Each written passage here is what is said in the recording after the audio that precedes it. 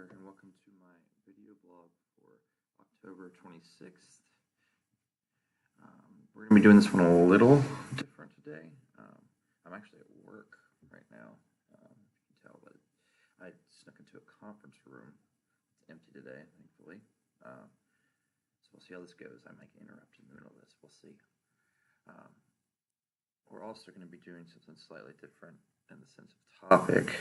A lot of you have been asking how I got into computers, what started me down this road. And I'm going to go over a little personal history with you today. So let's go ahead and get started. Well, most of you know that I was born in 1989, so it's, I'm 28 years old now. But back then, when I was born, computers were just starting to take off for home use. I mean, there had been Macs in the house before I was born in the mid-'80s, but by the time I came around, I was old enough to actually mess with computers. It's around 93 or 94, I believe. There was, what was it called? The Windows 3.1. That's what the name of it. And that was the first computer I had ever started to use. Let's see.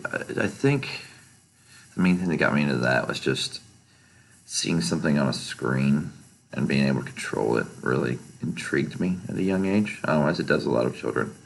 I think the first thing that really got me into it, though, was this game called Ski Free.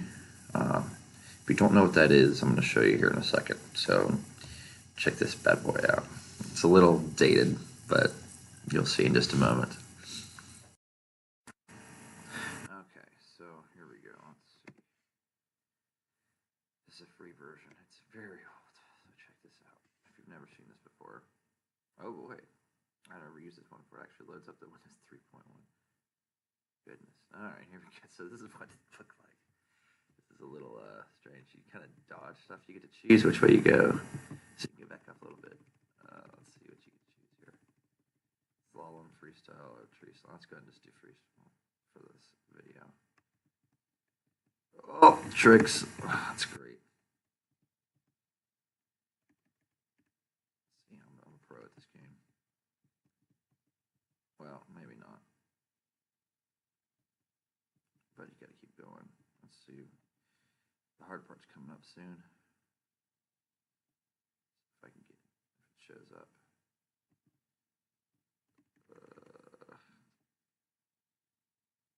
I don't think I'm gonna get far enough for it to matter. Where's it at? Should be Yeti coming up anytime soon that chases you down the hill, and that's when you lose. Alright, well, it's not showing up. I don't want to take up too much time on this part. If you want to play this game, you can definitely check it out. It's free to search Ski Free anywhere. Very old, but can be very addicting sometimes. At least it was when I was little. Oh, yep, that'll end it. Enough for me.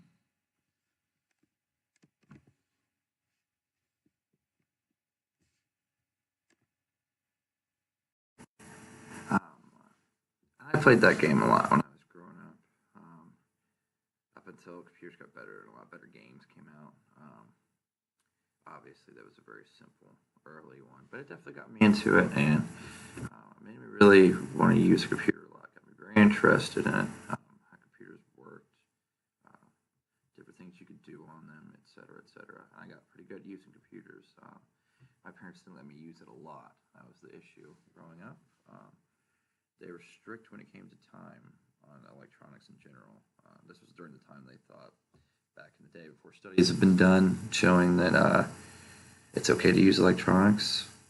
This was back when it kind of seemed like certain parents thought, it was bad for your brain, the developmental brain of a child or anything like that. So anytime I got to use on the computer, I definitely used it to the fullest extent. And I wasn't on it, I was trying to learn about them. This definitely started me down the path that I'm on right now currently. With that being said, probably around age 10 or 11 is when I really started to actually work with computers in the sense that I wasn't just using them for games or as a social tool. I actually helped fix computers and things like that around the house because my knowledge had grown from fixing various issues, trying to get my games to start and things like that. Growing up, I think a big part of that definitely pushed me towards being a software developer where I'm at today. Definitely helped with my literacy a lot. Not sure if many of you remember AOL Instant Messenger. That was, goodness, years ago. I think a lot of you watching this video might be a little bit before your time, but if not, then this is a big deal because it came out when dial-up was out. AOL was actually an internet provider. Internet speed was super slow, but this was the preferred method of communication. And I was early teenage years, so I was always trying to connect with friends on there and things like that. And whenever the internet would go down, I would be the one that had to troubleshoot and fix it. I had to get it back on as soon as possible, so I didn't miss any conversations with my friends. So this definitely drove me to get more knowledgeable about the situation from the networking end. Helped me move my literacy along. That, and then, of course, MySpace came out a few years after that. That was a interesting few years. Oh boy, I'm gonna actually go back home and show you a picture of my old MySpace if I can find it. So we'll see here. And if I can't, then oh well. But we should be able to find it. So just a moment. Oh no, unfortunately, I couldn't find it. I thought I knew the email for it. I guess it doesn't exist anymore. That would have been a great trip down memory lane for you guys to see how I acted about 12 years ago. Would have been pretty embarrassing, to be honest. I'm sure there's a lot of photos on there that I'm not super proud of anymore. Not in a bad sense, just that they're kind of lame. But oh well. The point I was going to get at with that was that I think MySpace was like the beginning of the completely connected all the time generation. That led into Facebook and all that. So my computer started to take up more and more and more of my time in life as I got older. Even more than it did when I was younger. Because by that time I was allowed to use it more. My parents were a lot more lenient. I could always go to someone else's house if I wanted to and use their computers, use their stuff if I wanted to. So, you know, I definitely think that a lot of my time spent on there definitely pushed me towards computer literacy. Because by the time I turned 18, I didn't really know what I wanted to do. I wanted to go to college, and I did, but I did a couple different majors. Then I eventually got in the workforce where I didn't use a lot of computers. But at the same time, I mean, I used them for non-work purposes a lot still. At that point, by the time I was 21, I'd built my own computer. I didn't really have any background in programming, though. And that's where I really wanted to head. So by the time I turned 23 or 24, I think it's about 24 actually, I decided that I wanted to go back to school for programming. And that's what I did. And after going to Sinclair for a couple of years and learning some basic foundations, but not really happy with what they did there, I transferred here to UC, which is where I work at right now, actually. I work as a software developer for the PAL team. Some of you may have used it before.